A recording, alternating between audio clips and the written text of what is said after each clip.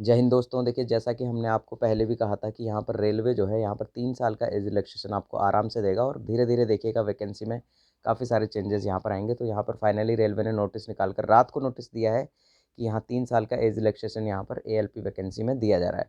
अब यहाँ देखिए क्लियरली रेलवे ने लिखा है ये सारी चीज़ें कि 3 साल का एज रिलैक्सेशन आपको दिया जा रहा है और पहले जो एज लिमिट थी 18 से 30 साल वो अब यहाँ पर चेंज कर दी गई है। यानी कि accordingly the paras 5.0 and 5.2 of the detailed CN 1/2024 have been revised as under. यानी कि यहाँ पर इसका जो पैरा नंबर 5.0 और 5.2 है उसमें रिवाइज किया है उसको और इसमें 18 से 33 साल अब आपकी एज कर दी गई है। एज ग्रुप की बात करें तो देखिए 18 से 33 साल यानी कि जो 3 साल का ये जो एज आपका रिलैक्सेशन आपको मिला है पेंडेमिक की वजह से, यहाँ देखिए इसमें क्लियरली लिखा हुआ है कि railway due to COVID pandemic, यानी कि जो एज लिमिट है आपकी उसमें यहाँ पर 3 साल की आपको छूट दी जा रही है। यानी कि जनरल कैंडिडेट यहाँ पर 30 साल तक एलिजिबल थे, अब 33 साल तक यहाँ पर एलिजिबल होंगे और आपकी एज जो काउंट होगी वहाँ पर एज आपकी काउंट होने वाली है 1/7/2024, यानी कि 1 जुलाई 2024 के अकॉर्डिंग आपकी एज 18 से लेकर 33 के बीच में यहाँ पर होनी चाहिए।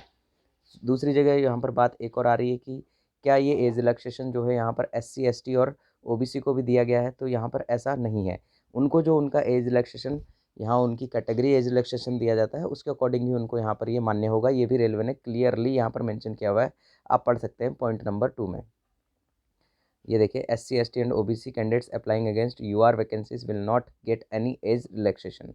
यानी कि जो SC ST और OBC वाले कैंडिडेट हैं अगर वो यहाँ पर UR कैटेगरी के यहाँ पर जो एज रिलैक्सेशन का जो क्राइटेरिया है उसके अगेंस्ट यहाँ पर कोई भी चीज़ नहीं कर पाएंगे, यानी कि वो अप्लाई नहीं हो पाएंगे इस वाले एज रिलैक्सेशन के लिए। उनका जो कैटेगरी वाइज एज रिलैक्सेशन उन्हें दिया जा रहा है वो उसके अकॉर्डिंग ही यहाँ पर एज रिलैक्सेशन ले पाएंगे।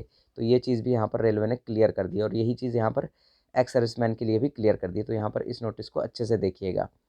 तो उम्मीद करते हैं कि आपको सारी चीज़ें क्लियर हो गई होंगी।